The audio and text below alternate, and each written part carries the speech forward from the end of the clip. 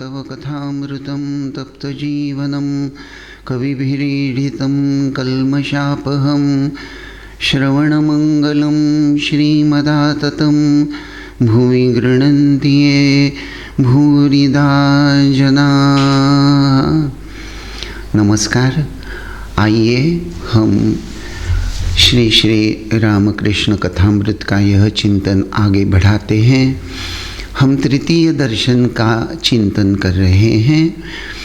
महेंद्रनाथ गुप्त, जिनको हम मास्टर भी कहते हैं, दिन है 5 मार्च रविवार 1882। यह मास्टर का तृतीय दर्शन है और इस तृतीय दर्शन में सर्वप्रथम जो वर्णन आता है, जहाँ हम देखते हैं मास्टर उनके मन का जो भाव है, श्री रामकृष्ण देव के संपर्क में उनके जो द्वितीय दर्शन के बाद में उनके अंतःकरण में जो श्री रामकृष्ण देव को लेकर जो विचार तरंग जागृत हो गए हैं, उसका एक बहुत सुंदर वर्णन सर्वप्रथम वे हमारे सामने प्रस्तुत करते हैं। उसके पीछे की मूलतः जो भावना है, जैसे महेंद्रनाथ गुप्त कहते हैं कि जब से दक्षिणेश्वर से गया हूँ द्वितीय दर्शन के बाद, तब से मेरा मन श्री रामकृष्ण देव के उपदेश और वाणी को लेकर चिंतन में डूब गया है। मेरी आँखों के सामने श्री रामकृष्ण देव का रूप झिलमिला रहा है। मेरी कानों में श्री रामकृष्ण देव की मधुर वाणी गूंज रही है। मैं यह सोच रहा हूँ कि श्री रामकृष्ण देव ने यह दिव्य तत्वों का इतना सुंदर ज्ञान, इतना गंभीर तत्व इतनी सरल सीधी भाषा में हमको समझाने के लिए जो प्रस्तुत किया है, इनमें यह क्षमता कहाँ से आई है। यह जो वर्णन हम यहाँ पढ़ते हैं, इसी में जैसे श्री रामकृष्ण देव मास्टर को निमित्त बनाकर हमारे सामने साधना के कुछ तत्व रख देते हैं कि सत्संग करने के पश्चात भगवान की बातें या आध्यात्मिक ग्रंथ पठन करने के बाद साधुओं की, अवतार पुरुषों की, उनके उपदेश और वाणी को सिर्फ पढ़कर छोड़ नहीं देना है, तो उसका चिंतन करना है। भगवान के रूप का हमारे आँखों के सामने होना, अर्थात इसका अर्थ यह हो जाता है कि अंतःकरण में अपने ध्येय के प्रति एक निष्ठा, एक दृढ़ भावना। तो इस प्रकार सर्वप्रथम साधना के कुछ संकेत हमको मास्टर के द्वारा प्राप्त हो जाते हैं और उसके बाद श्री रामकृष्ण और नरेंद्रनाथ, इन दोनों का जो संवाद है वह भी हमको प्राप्त होता है, जिसका चिंतन हम लोगों ने पिछले प्रवचन में किया था। आज बात को थोड़ा आगे बढ़ाते हैं और यहाँ हम देखते हैं कि विशेष करके श्री रामकृष्ण अब ठोस रूप से सर्वसाधारण मनुष्य को जो समस्याएं आती हैं उसके जीवन में, जिन समस्याओं का सर्वसाधारण जीव को सामना करना पड़ता है, उन समस्याओं का समाधान श्री रामकृष्ण देव आध्यात्मिक उन्नति की दृष्टि से हमारे सामने प्रस्तुत करते हैं। ये जो तृतीय दर्शन है, यहाँ हम देखते हैं श्री रामकृष्ण यह जो व्यावहारिक उपदेश, जिनके आधार से जीवन की समस्या, how to live a life, यह जो हमारे सामने यह जो गणित है, इस गणित को सॉल्व करने के लिए, हल करने का जो उपाय है वह श्री रामकृष्ण देव बोल देते हैं। और वह उपाय बोलने के निमित्त श्री रामकृष्ण हाथी नारायण और महावत नारायण या माहुत नारायण की कहानी हमारे सामने प्रस्तुत करते हैं। उसके बाद में ब्रह्मचारी और सांप जो है, सर्प जो है, उसका दृष्टांत भी वे हमारे सामने रखते हैं। तो पहले इसका जो सीक्वेंस अगर हम देखें, यह जो श्रृंखला है कि पहले साधना के कुछ तत्व प्रस्तुत किए गए, उसके बाद में नरेंद्र नाथ के साथ वार्तालाप के दौरान जगत कैसा है, जगत में लोग किस प्रकार के होते हैं, अर्थात संसार का वर्णन कि संसार में अच्छे और बुरे दोनों प्रकार के लोग रहते हैं। There are some people, they are very humble, they are very good, सद्गुणों को पकड़कर उच्च ध्येय को अपने जीवन में आधार मानकर चल भी रहे हैं, अपना जीवन चारित्र गठन कर रहे हैं। तो दूसरी तरफ दुर्गुणी लोग भी हैं, जटिल कुटिल लोग भी हैं, और संसार में रहते हुए जटिल कुटिल लोगों का सामना भी करना ही पड़ता है।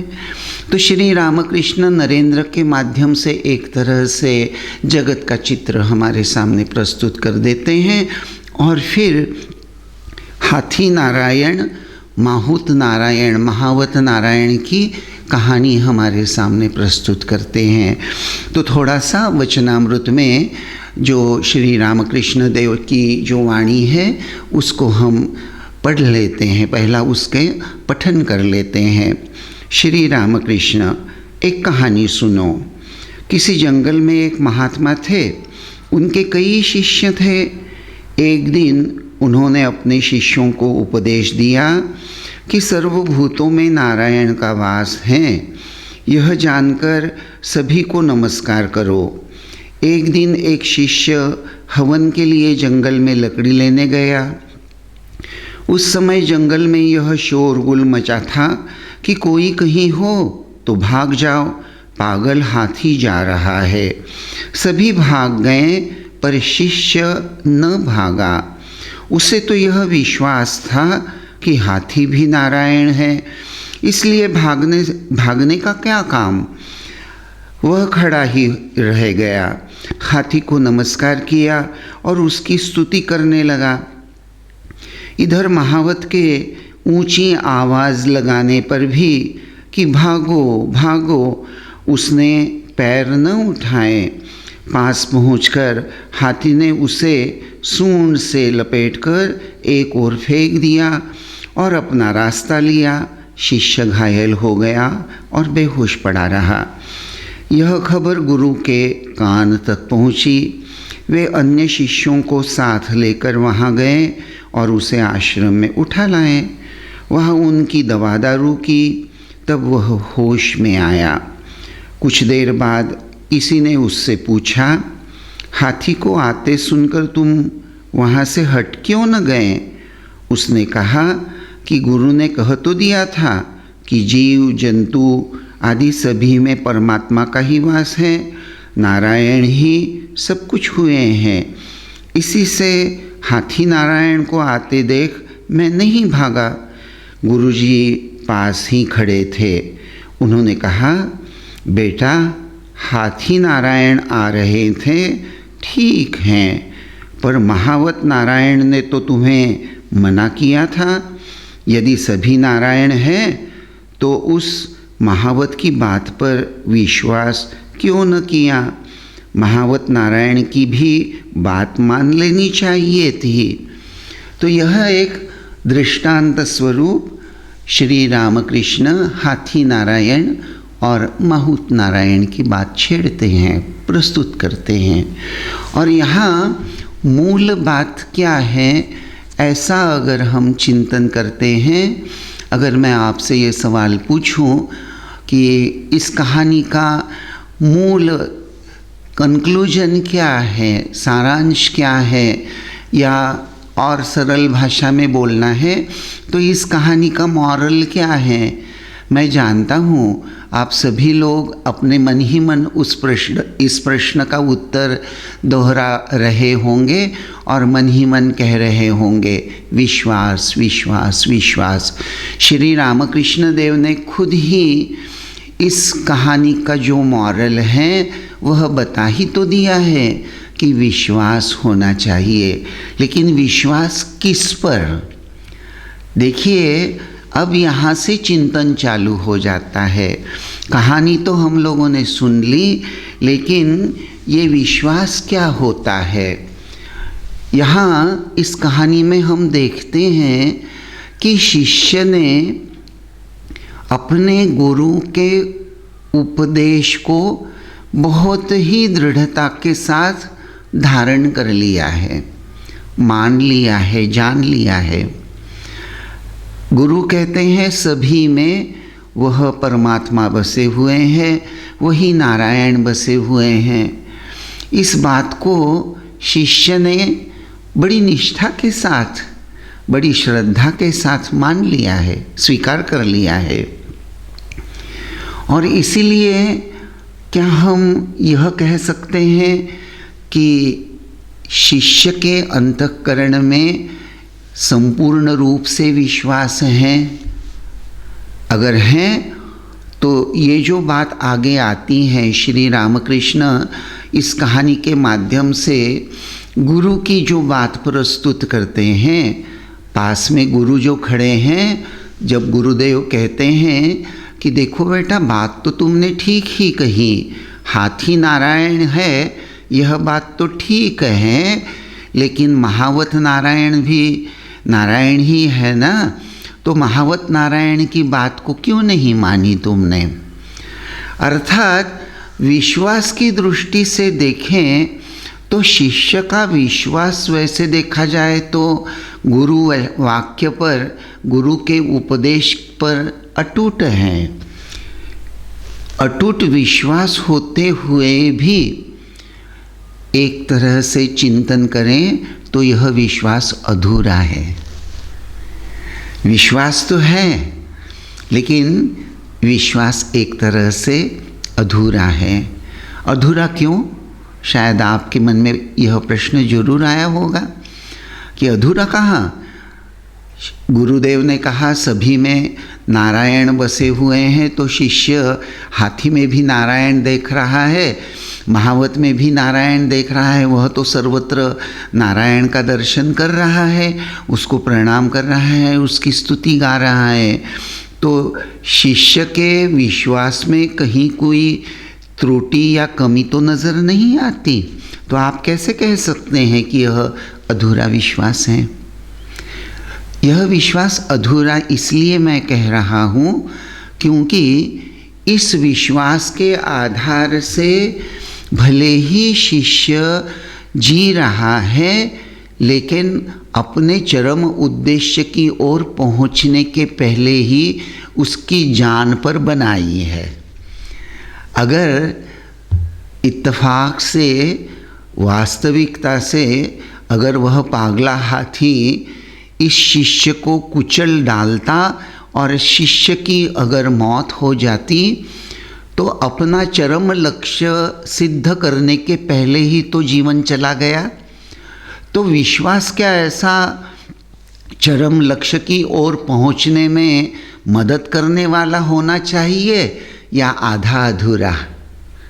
तो इस दृष्टि से जब हम चिंतन करने लगते हैं तब समझ में आता है कि श्री रामकृष्ण यह कहानी हमें क्यों बता रहे हैं कि इस संसार में रहना तो है, और इस संसार में ये पागल हाथी जो हैं उसी प्रकार संसार में नाना प्रलोभन रूपी पागल हाथी चल रहे हैं, जो हम पर अपना प्रभाव छोड़ने के लिए बड़े ही तत्पर हैं।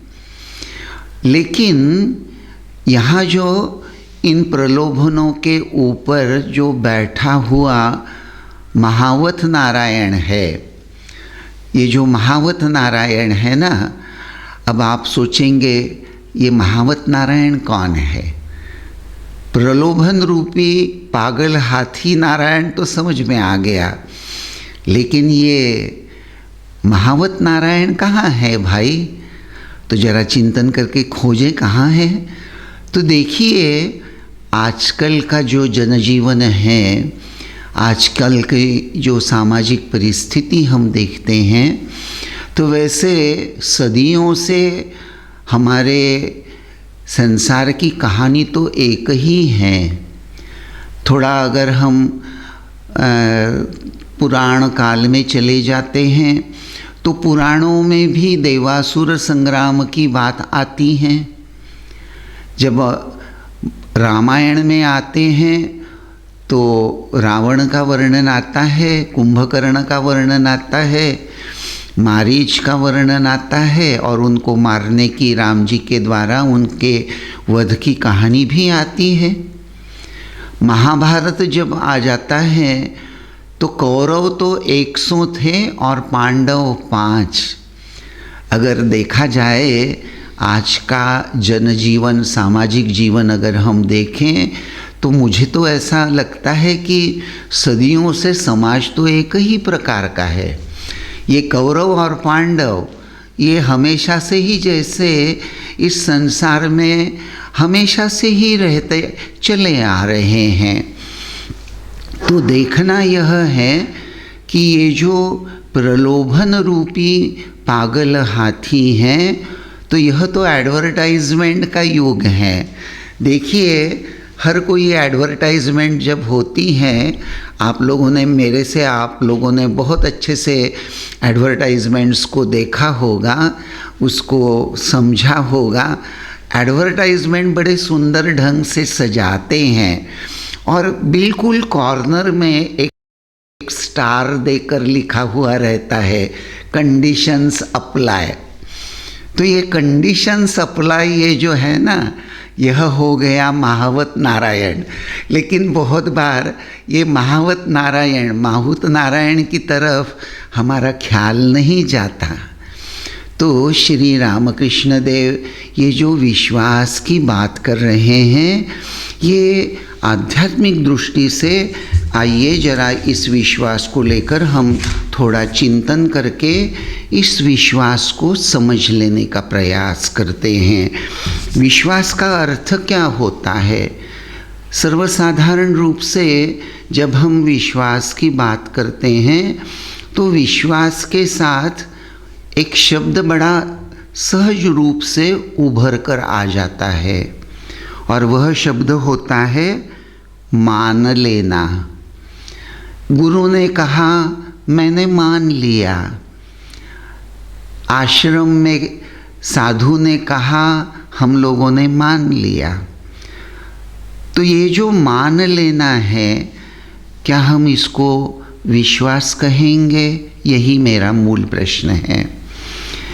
देखिए यहीं से विश्वास को लेकर हमको चिंतन प्रारंभ करना है और समझ लेना है ये विश्वास आध्यात्मिक दृष्टि से विश्वास का स्वरूप क्या है।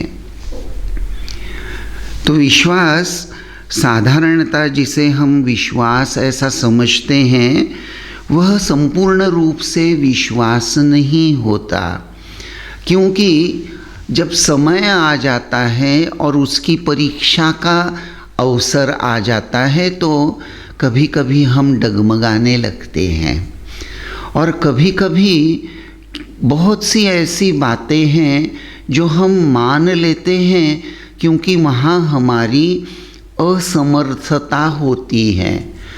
We are not in a position to handle the situation.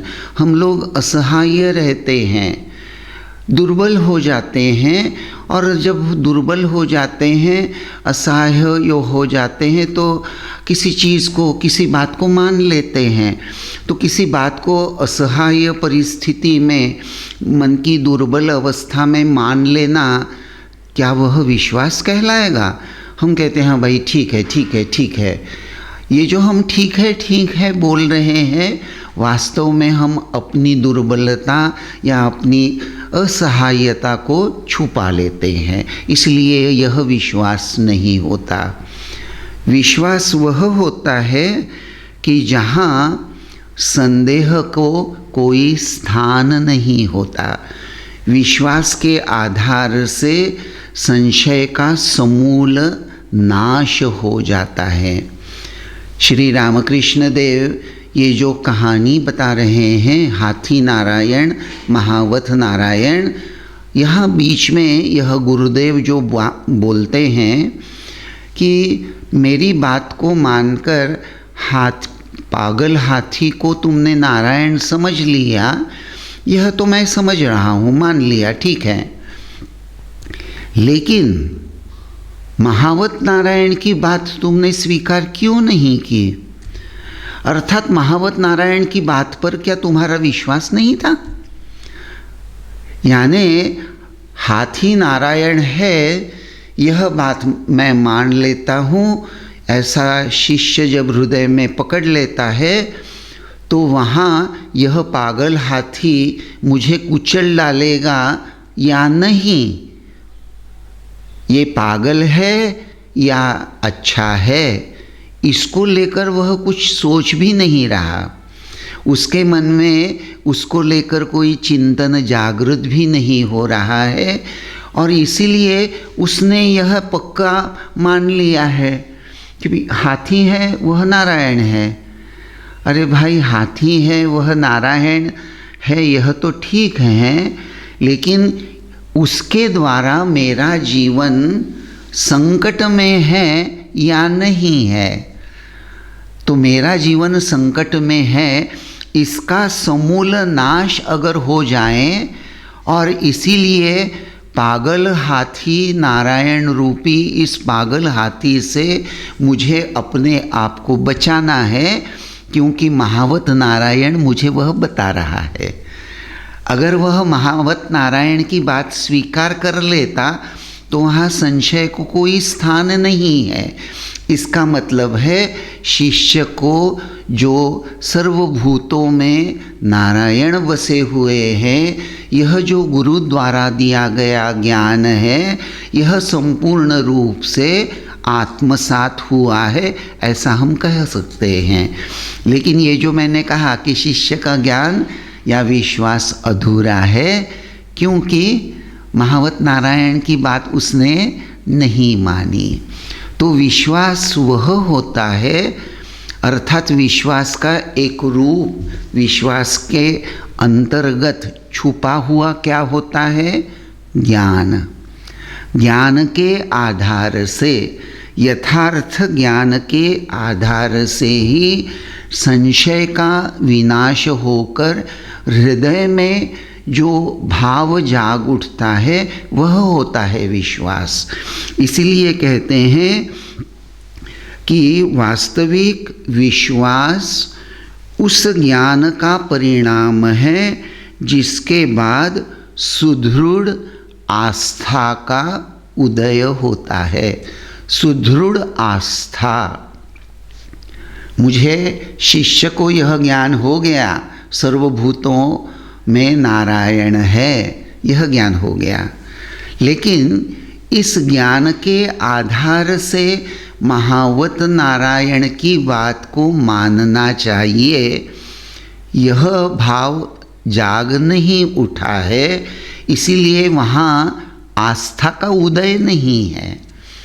तो वास्तविक विश्वास जो होता है वो यथार्थ ज्ञान पर आधारित भी होता है और इस विश्वास के आधार से साधक के अंतःकरण में आस्था का उदय होता है और आस्था का उदय होता है, उसका परिणाम ही यह होता है कि यह साधक श्रद्धा, भक्ति और विश्वास, इन तीनों को लेकर अपना जीवन यापन अर्थात अपनी साधना करना शुरू करता है।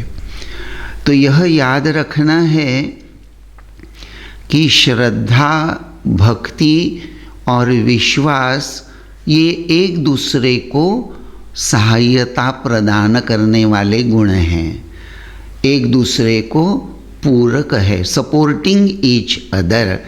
और इसी दृष्टि से श्री रामकृष्ण देव हमें यह हाथी नारायण और माहुत नारायण की कहानी बताते हैं। देखिए, रामकृष्ण मठ में हर एकादशी के दिन राम नाम संकीर्तन गाया जाता है। उस राम नाम संकीर्तन में प्रारंभ में जो स्तुति हैं उसमें एक चरण आता है, भवानी शंकर वंदे श्रद्धा विश्वास रूपिणो। ज्ञान की पूर्णता का दूसरा नाम ही सिद्ध विश्वास होता है। भवानी शंकर वंदे श्रद्धा विश्वास रूपिणो। यह भवानी है, यह श्रद्धा स्वरूप है, और भगवान शिव जो हैं वह विश्वास स्वरूप हैं। अर्थात हमारे सनातन धर्म में भगवान शिव यह जैसे विश्वास के प्रतीक माने जाते हैं, वैसे वह ज्ञान के प्रतीक, ज्ञान के स्वरूप भी माने जाते हैं। तो विश्वास के मूल में ज्ञान होता है, विश्वास के आधार से श्रद्धा भी होती हैं। यह श्रद्धा और विश्वास ये दोनों, और उसी के साथ साथ भक्ति, अर्थात आध्यात्मिक जीवन में श्रद्धा, भक्ति और विश्वास का जैसा ऊंचा स्थान है, उसी के समान ही आध्यात्मिक जीवन में दक्षता, दृढ़ता और निष्ठा का भी उतना ही अनन्य साधारण महत्व होता है। श्री रामकृष्ण देव ये जो हाथी नारायण, माहुत नारायण की कहानी हमको सुनाकर यह जो विश्वास की बात उठाते हैं, तो प्रश्न यही आता है या चिंतन इस प्रकार से करना चाहिए कि श्री रामकृष्ण देव ये जो विश्वास की बात उठा रहे हैं, वास्तविक में यह विश्वास के आधार से श्री रामकृष्ण देव हमको क्या समझाना चाह रहे हैं, जिसके फलस्वरूप हमारा जीवन सुखी हो जाएगा, आध्यात्मिकता से भरपूर हो जाएगा। तो आध्यात्मिकता से भरपूर होने के लिए, मनुष्य जीवन को सफलता की दृष्टि से आगे बढ़ाने के लिए, जैसे हमारे जीवन में श्रद्धा, भक्ति और विश्वास जैसे आवश्यक हैं, उसी के साथ साथ दक्षता, दृढ़ता और निष्ठा भी आवश्यक होती हैं। तो अब कितने गुण हो गए? एक तरह से अगर चिंतन करें तो 6 हो गए। श्रद्धा, विश्वास, भक्ति, दक्षता, दृढ़ता और निष्ठा, तो 6 गुण तो हो गए। लेकिन क्या इन 6 गुणों के आधार से ही साधना का तत्व संपूर्ण होता है? इसको लेकर अगर थोड़ा हम गहराई में उतरकर अगर सोचने लगे, तो साधन भजन में क्या होनी चाहिए? नियमितता होनी चाहिए, जिसको अंग्रेजी में हम कहते हैं रेगुलरिटी। साधन भजन अगर नियमित रूप से अगर हम नहीं करते, मान लिया कि हमारे जीवन में श्रद्धा है, भक्ति है, विश्वास है, दक्षता है, दृढ़ता है, निष्ठा है, ये है, ऐसा हम कब कह सकते हैं? अगर हम दक्ष हैं तो नियमित रूप से साधन भजन भी करेंगे। तो देखिए, ये 6 गुण जैसे हैं, उसी के साथ साथ यह 7वां गुण भी आ जाता है, और वो यह गुण है नियमितता, रेगुलरिटी इन ऑब्जर्विंग स्पिरिचुअल डिसिप्लिन। आध्यात्मिक साधन भजन में जो हम जब ध्यान करते हैं, गुरु के द्वारा मार्गदर्शन जो हमको प्राप्त हुआ है, तो उसको नियमित रूप से साधन भजन के रूप में करना है। अगर दक्षता है, अगर निष्ठा है, तो यह नियमितता भी होनी ही चाहिए। दक्षता, दृढ़ता और निष्ठा के आधार से रेगुलरिटी हमारे जीवन में आएगी। और इसको लेकर थोड़ा और आगे बढ़ते हैं तो 7 गुण हो गए। साधना के लिए आवश्यक 7वां गुण हो गया नियमितता। तो उसी के साथ साथ अब 8वां गुण, यह 8वां गुण क्या है भाई? तो यह कहते हैं ध्येय के प्रति आस्था या अनुराग। तो अगर अंतःकरण में अनुराग हो जाता है, वैसे अब क्रम कौन सा होना चाहिए? जीवन में श्रद्धा पहली होनी चाहिए या भक्ति होनी चाहिए या विश्वास होना चाहिए या दक्षता होनी चाहिए या दृढ़ता होनी चाहिए या निष्ठा होनी चाहिए या अनुराग होना चाहिए? क्या होना चाहिए? Which one is first? यह अगर हम सवाल करते हैं तो वास्तविक इसका उत्तर तो एक ही है। सभी अपने अपने ढंग से सपोर्टिंग ईच अदर हैं और इसीलिए किसी एक को भी अगर हम दृढ़ता के साथ अपने जीवन में लाने का प्रयास करने शुरू कर देते हैं तो ये बाकी 7 भी आ जाते हैं। सो ये जो अष्टपदी हैं इसको कहते हैं अष्टपदी, साधना की अष्टपदी। तो श्री रामकृष्ण देव ने ये साधना की अष्टपदी हमारे सामने हाथी नारायण, माहुत नारायण नाम से इस दृष्टांत से हमारे सामने प्रस्तुत की है। लेकिन यहाँ मैं और एक बात कहकर अपने वाणी को आज विराम दूंगा। पता नहीं आप उसका चिंतन कर रहे हैं या नहीं, लेकिन मैं ज़रूर चिंतन कर रहा हूँ। और ये 9th एस्पेक्ट, ये 9वीं बात जो है, 8 बातें तो मैंने आपको बता दी, ये 9वीं बात जो है, यह 9वीं बात it is connected with our बुद्धि। हमारे बुद्धि से यह बात जुड़ी हुई है। तो भाई ये जो दक्षता की बात मैंने आपको बताई, तो दक्ष किसको होना चाहिए, किसके आधार से होना चाहिए? मनुष्य दक्ष है ऐसा हम कब कहते हैं? जब उसकी बुद्धि सतेज होकर सक्रिय रहती है। So the 9th factor is बुद्धि। ये जो बुद्धि है, तो अब देखना यह है, ये जो हम राम नाम संकीर्तन में भवानी शंकर वंदे श्रद्धा विश्वास रूपिणों, यह जो श्लोक गाते हैं, यह श्री रामकृष्ण हाथी नारायण माहुत नारायण की यह कहानी जो हमको बताते हैं, तो उसके पीछे श्री रामकृष्ण धीरे से, बड़े ही साइलेंटली, दवबिंदु के समान हमको सूचित करते हैं कि देखो भाई, देखना यह है कि तुम्हारी बुद्धि किसके अधीन है, दक्षता के अधीन है या श्रद्धा के अधीन है। अब आप जरूर सोच रहे होंगे, ये नई बात आ गई, बुद्धि दक्षता के अधीन या श्रद्धा के अधीन। असल में बात तो यह है कि बुद्धि को दक्षता के साथ साथ श्रद्धा का आधार लेकर श्रद्धा युक्त ही होना चाहिए।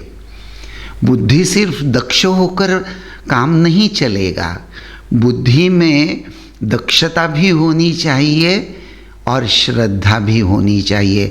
नहीं तो दक्षता हो जाएगी तो क्या हो जाएगा, मैकेनिकली हम साधन भजन करते रहेंगे। मैकेनिकल साधन भजन करना अपेक्षित नहीं है। और इसलिए बुद्धि जो है, this is the 9th factor, जो श्रद्धा और दक्षता के साथ होनी चाहिए। तो आज बस यहीं तक। ओम शांति शांति शांति ही, हरि ही ओम तत्सत। श्री राम कृष्णार्पणमस्तु।